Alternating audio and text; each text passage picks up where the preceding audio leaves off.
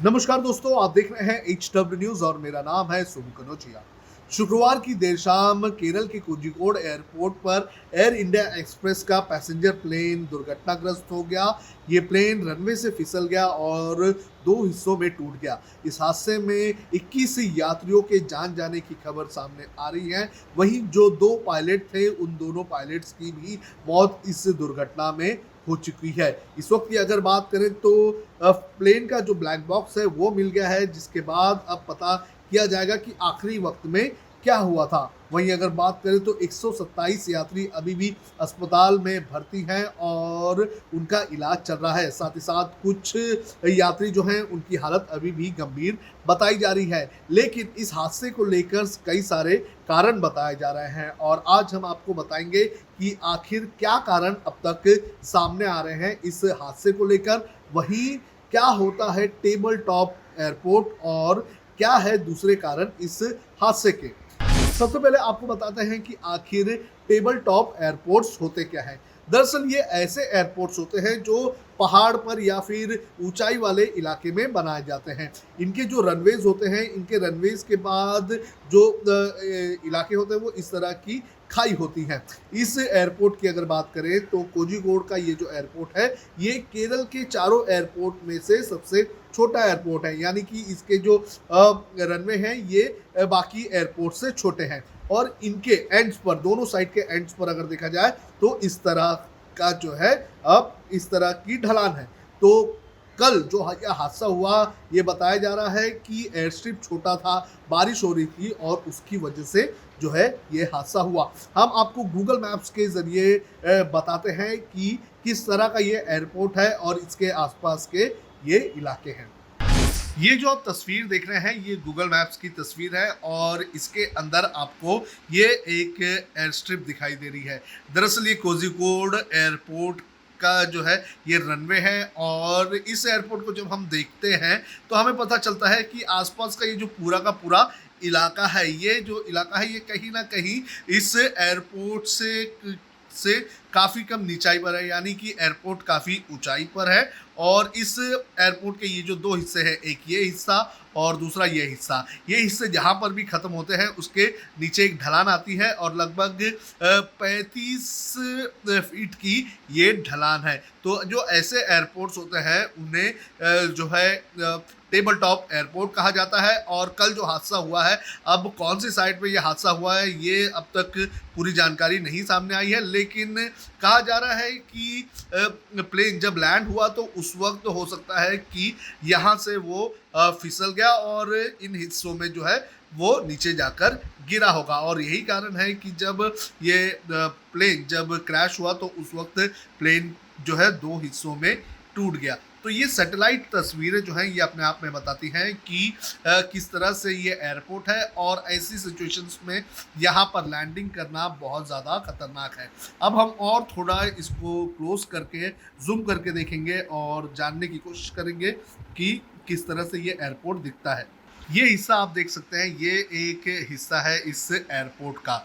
हो सकता है यहाँ पे लैंड किया होगा यहाँ से या फिर यहाँ से टेक ऑफ करने का जो है वो इलाका होगा। लेकिन आप देख सकते हैं कि अगर यहाँ से अगर प्लेन नीचे चले जाता है तो लगभग 35 फुट की गहराई यहाँ पर देखने मिलती है। तो ये एक बहुत ही खतरनाक कोशिश होती है यहाँ पर लैंड करना। और कल की अगर बात करें तो कल का जिस तरह का ये सिचुएशन था, ये सिचुएशन अपने आप में काफ़ी खतरनाक था लैंडिंग करने को लेकर, क्योंकि बारिश ज़ोर से हो रही थी और विजिबिलिटी भी काफ़ी कम थी। इसके अलावा अगर इस एयरपोर्ट की बात करें तो इस एयरपोर्ट का ये जो हिस्सा है यहाँ पर आप इन प्लेन्स को देख सकते हैं। यहाँ से जो प्लेन्स होती है वो यहाँ से निकलती है या फिर यहाँ जाकर वो टेक ऑफ करती है या फिर दूसरे रास्ते से जो है वो लैंडिंग की जाती है। तो ऐसे इस तरह से ये एक एयरपोर्ट है और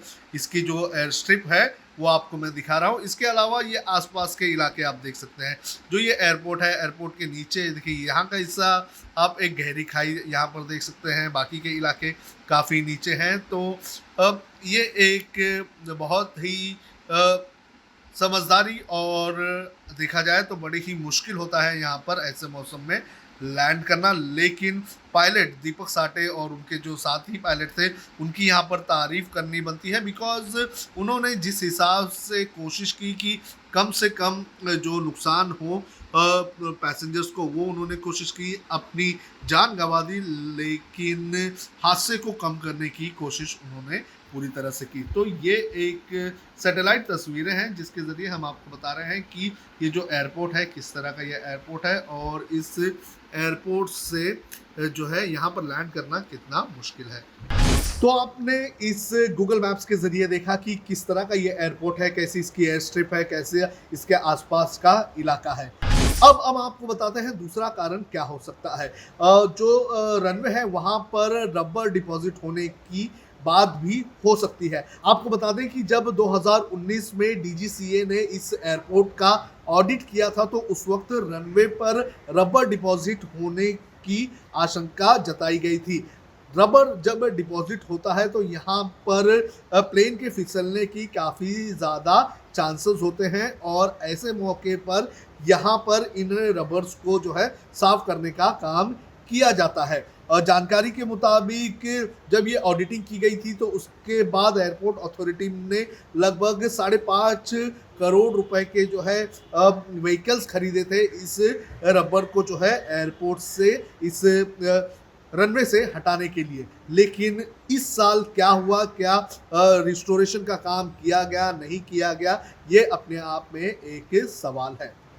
लैंडिंग की परमिशन कैसे दी गई, ये भी अपने आप में एक सवाल है। आपको बता दें कि केरल में कल जोरदार बारिश हो रही थी और जो जानकारी सामने आई है, जानकारी के मुताबिक जो विजिबिलिटी थी वो लगभग 2000 मीटर की विजिबिलिटी थी, यानी कि बहुत ही कम विजिबिलिटी थी। इसके अलावा जिस तरह से बारिश हो रही थी, ऐसी बारिश में इस छोटे से रनवे पर प्लेन का लैंडिंग करना बेहद ज़्यादा मुश्किल हो जाता है। तो ऐसे में सवाल ये उठता है कि जब इतनी सारी सिचुएशंस थी तो प्लेन को लैंड करने की इजाज़त क्यों दी गई, इस पर भी लगातार सवाल उठ रहे हैं। देखना ज़रूरी है कि अब जब ब्लैक बॉक्स मिल गया है तो ब्लैक बॉक्स के ज़रिए क्या क्या जानकारी जो है इस लैंडिंग को लेकर हमें मिलती है, क्योंकि भारी बारिश थी, विजिबिलिटी कम थी, तो ऐसे में पहले ही ऐसे जो एयरपोर्ट्स होते हैं टेबल टॉप एयरपोर्ट्स, तो इनके ऊपर लैंडिंग करना तो पहले ही मुश्किल होता है। ऊपर से जब सिचुएशन बारिश की होती है तो यहाँ मुश्किल और बढ़ जाती है।